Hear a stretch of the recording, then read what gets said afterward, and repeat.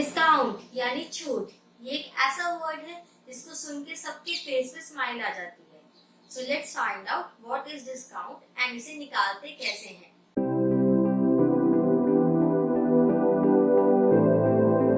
Hello guys, welcome back to my channel.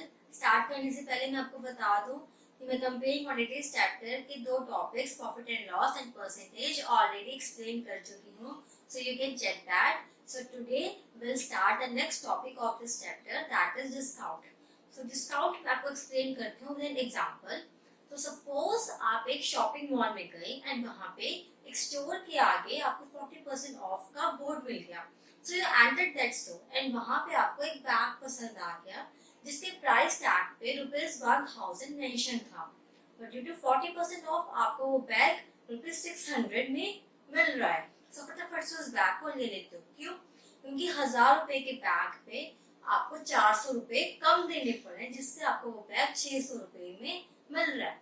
तो जो ₹400 था वो था डिस्काउंट, मतलब ₹1000 के बैग पे आपको 400 का डिस्काउंट मिल गया, जिससे वो बैग आपको ₹600 का पड़ा एंड आपने ले लिया. क्लियर? सो अब जो प्राइस टैग पे जो कॉस्ट मेंशन होती है उसे हम क्या कहते हैं? Marked price. क्लियर? तो इस केस में बैग की मार्क्ड प्राइस क्या थी? ₹1000, एज प्राइस टैग पे 1000 मेंशन था. So marked price is ₹1000. Marked price को हम एमपी से भी डिनोट करते हैं. ठीक है. अब सो डिस्काउंट लगने के बाद जो आइटम की कॉस्ट रह जाती है, जिस कॉस्ट पे हमने वो आइटम कस्टमर्स को बेचना होता है, उसे हम कहते हैं सेलिंग प्राइस. सो इस बैग के केस में बैग की सेलिंग प्राइस क्या थी? 600. सो ये 600 थी बैग की selling price after discount off 40%. Clear? So मैंने डिस्काउंट कैसे निकाला था? मैंने 1000 में से 600 को माइनस किया था, है ना. सो डिस्काउंट हम कैसे निकालते हैं? Marked price minus selling price करके.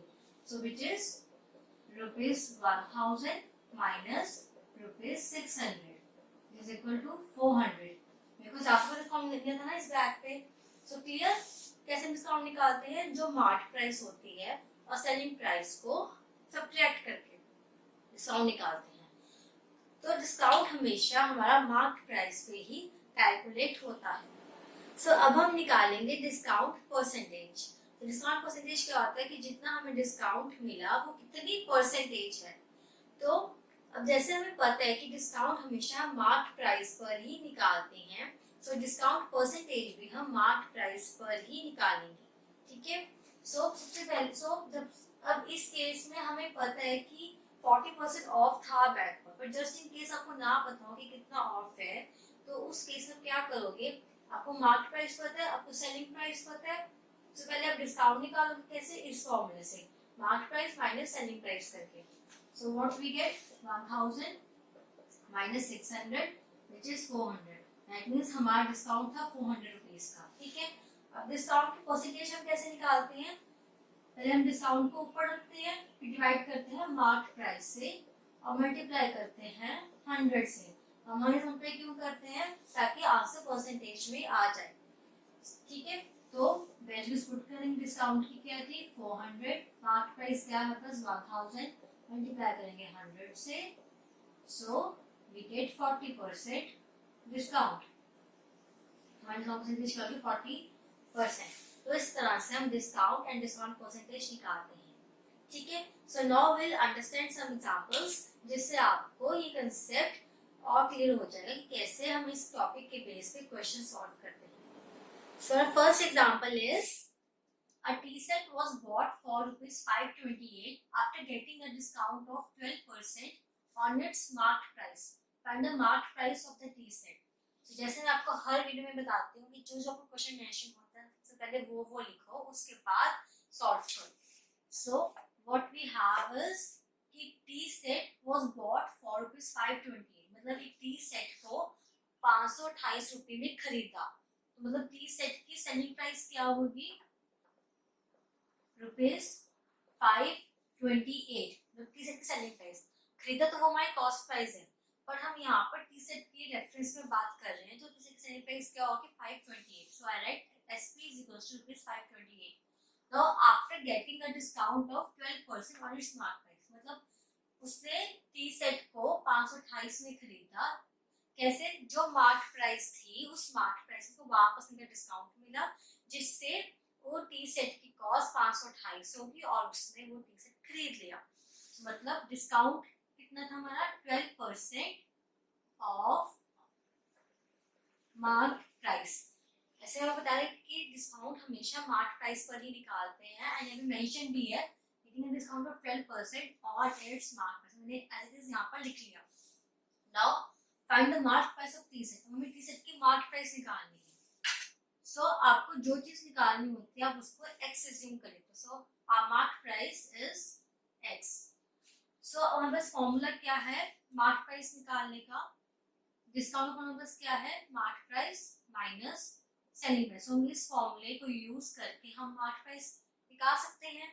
So what we do is हम डिस्काउंट हमारे पास क्या है 12% of mark price. So will write 12% of x as mark price. हमने x अज्यूम कर लिया is equals to mark price में क्या है x माइनस सेलिंग प्राइस में क्या है 528. सो हमारे पास ये इक्वेशन बन गई. अब हम इस इक्वेशन को सॉल्व करके x की वैल्यू निकाल लेंगे. So what we get x minus 12% of x is equals to 528. यहाँ से x common 1 minus 12% is equals to 528. So which is x is equals to 1 minus 12 by 100 is equals to 528. So x is equals to 88 by 100 is equals to 528. So x is equals to 528 into 100 over 88. So 88 से divide होता है तो 6 से 48 plus 2 52. So we get 600. So that means mark price of tea set is rupees 600. Clear कि मैंने mark price कैसे निकाल ली? मेरे पास सेलिंग प्राइस थी, मेरे को डिस्काउंट परसेंटेज पता थी, मैंने मार्क प्राइस को x अज्यूम कर लिया एंड इक्वेशन फॉर्म में बन गया. मैंने उस इक्वेशन को सॉल्व कर लिया, मेरे पास मार्क प्राइस आ गई. So next question is a dealer marks his good at 35% above the cost price and allows a discount of 20% on the marked price. Find his gain or loss percent. मतलब एक dealer ने good खरीदे, ठीक है, और उसकी goods की mark price उसने क्या करी, जो कॉस्ट प्राइस थी उस पे 35% ज्यादा उसने मार्क प्राइस मेंशन की. अब mark price and cost price same नहीं है. मार्क प्राइस होता है जो कॉस्ट आपके प्राइस टैक्स पे होती है, और कॉस्ट प्राइस होता है जितने में वो आइटम फैक्ट्री से बन के आई है. So cost price is different. Mark price होती है एक रिटेलर की खुद की प्राइस जितने में वो बेचना चाहता है, ठीक है. सो अब उस डीलर ने क्या किया, उसने गुड्स खरीदे. सपोज उसने कॉस्ट प्राइस हमने इस केस में 100, सपोज उसने 100 रुपए के गुड्स खरीदे और उसने उस 100 रुपए पे 35% ज्यादा लगाकर उस गुड्स की मार्क प्राइस मेंशन कर दी उनके ऊपर. So what will be let CP be ₹100. मैंने यहाँ पे अज्यूम क्यों किया, बिकॉज़ मुझे CP नहीं पता, मुझे सिर्फ परसेंटेज पता है. तो मुझे गेन और लॉस परसेंट निकालना है, तो मैंने इसलिए CP को 100 अज्यूम कर दिया. तो अब क्या है कि उसने 35% अबव कॉस्ट प्राइस किया. तो अब 100 का 35% क्या होगा 35, ठीक है. तो हमारी मार्क प्राइस क्या होगी CP plus 35, which is 100 plus 35, which is 135.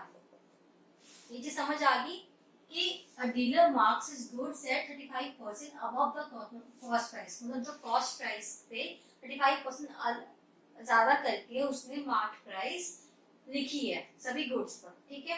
तो कॉस्ट हमारी 100 थी, मार्क प्राइस हमारी क्या होगी 100 प्लस 35, बिकॉज 100 का 33% 35 होता है.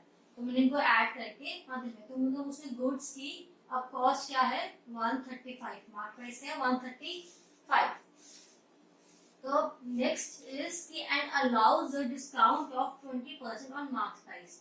उसने क्या किया, उसने मार्क प्राइस पर जो मार्क प्राइस आई है उसने इस मार्क प्राइस पर 20% का डिस्काउंट लगा दिया. अपने कस्टमर्स के लिए.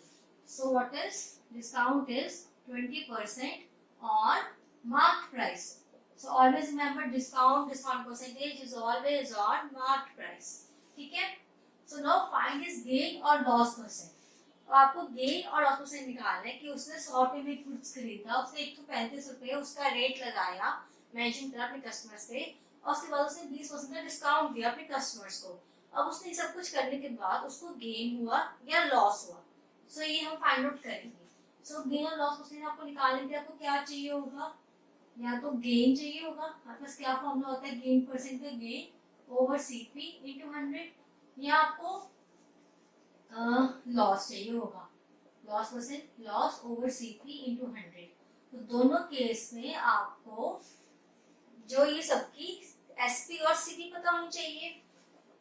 क्लियर. तो एसपी सीपी सब जज करोगे कि आपको लॉस हुआ या गेन हुआ. तो सीपी हमारे पास 100 रुपीज है, तो एसपी हम निकाल सकते हैं. तो एसपी कैसे निकालेंगे, जो हमारा फॉर्मूला है डिस्काउंट का, discount is equals to MP minus SP करके, इस फॉर्मूले में हमारे पास एसपी आ जाएगी. सो अब हमारे पास डिस्काउंट परसेंटेज पता है 20% ऑन मार्क प्राइस. तो हमारी डिस्काउंट हम यहाँ से निकाल रहे हैं अमाउंट कैसे, 20% ऑफ 135 करके. ठीक है. मार्क प्राइस में मेंशन करते हैं 135 20% करके. So what we get, discount is 200 upon 100 into 135, which is 5 and 2 7. So हमारा डिस्काउंट कितना आया 27 रुपीज का. अब हमारे पास डिस्काउंट भी है, हमारे पास मार्केट प्राइस भी है, तो हम सेलिंग प्राइस निकाल लेंगे. सो यहाँ से फॉर्मूला क्या बना, SP is equals to NP minus discount. So our NP is 135, our discount is 27. So what we get is 8, 0 and 1. So my selling price क्या आ गई 108. आपको जो समझे मैंने क्या किया कि जो डिस्काउंट था वो मार्क प्राइस का 20% था. मार्क प्राइस हमारी 135 थी, तो 135 का 20% क्या होगा, हम इस तरह से निकाल लेंगे, जो है 27%. ठीक है. जो है 27 रुपए, सॉरी. तो हमारे पास मार्क प्राइस डिस्काउंट था, हम यहाँ से इस फॉर्मूले से सेलिंग प्राइस निकाल ली. और हमारी सेलिंग प्राइस है 108, हमारी कॉस्ट प्राइस है 100 रुपया. तो सही में हमारी बढ़ी है, दैट मीन्स उस डीलर को गेन हुआ है. So what is our gain, 108 minus 100 which is 8 rupees. हमारी गेन परसेंटेज क्या हुई, गेन ओवर सीपी टू 100. हमारा गेन क्या था 8, हमारी सीपी क्या है 100 into 100, so which is 8%. That means dealer को सब कुछ करके 8% का मुनाफा हो. Clear? So our next question is find the single discount which is equivalent to two successive discounts of 20% and 5%. So now successive discounts. What is successive discounts? Successive discounts होता है कि जो मार्क प्राइस पर 2 बार discount लगाने के बाद आप selling price को कैलकुलेट करते हो. मतलब अब तक आप क्या करते थे, जो आपके मार्क प्राइस थी आप उस पर डिस्काउंट लगाते थे, एक बार आपका सेलिंग प्राइस उस आइटम की आ जाती थी. सो अब इस केस में क्या होगा, whenever it is successive discount mention in question, क्या मार्क प्राइस पर पहले फर्स्ट डिस्काउंट लगाओगे, उसके बाद जो प्राइस आगे डिडक्ट करने के बाद उसके ऊपर आप सेकंड डिस्काउंट लगाओगे, उसके बाद जो प्राइस आगे डिडक्ट करने पे वो प्राइस होगी सेलिंग प्राइस उस आइटम की. ठीक है. So let's see how it works. तो इस क्वेश्चन में क्या है कि find the single discount which is equivalent to two successive discounts of 20% and 5%. हमने सिंगल डिस्काउंट निकालना है जो दो डिस्काउंट्स के इक्विवेलेंट होगा. सो इस केस में तो अब जब आपके पास ऐसा कुछ मेंशन, तो क्या करोगे, आप मार्क प्राइस को ₹100 अज्यूम कर लोगे, जिससे आप सिंगल डिस्काउंट निकाल सको. So let mark price be ₹100. तो अब हमारे पास फर्स्ट डिस्काउंट है 20%, तो 100 का 20% क्या होगा 20 रुपए. So but will find out the discount. 1 is mark price into 20 upon 100, so which is 20 rupees.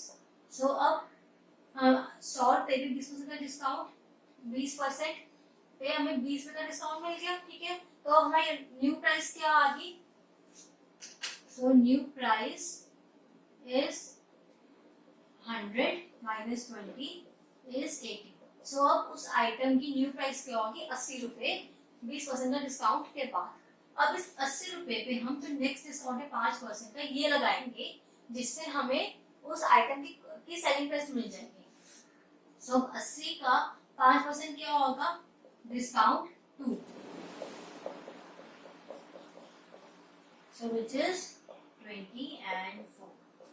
So that means कि 80 रुपए का 5% क्या होगा, 4 रुपए।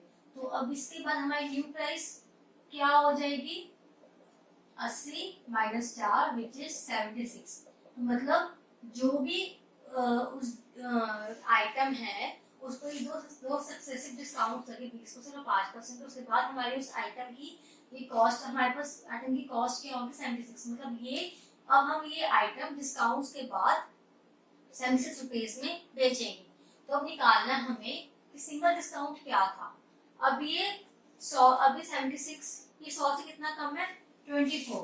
सो सिंपली विल राइट कि हमारा सिंगल डिस्काउंट कितना होगा, 24% के equal. So if you like my videos, do subscribe to my channel. Thank you so much.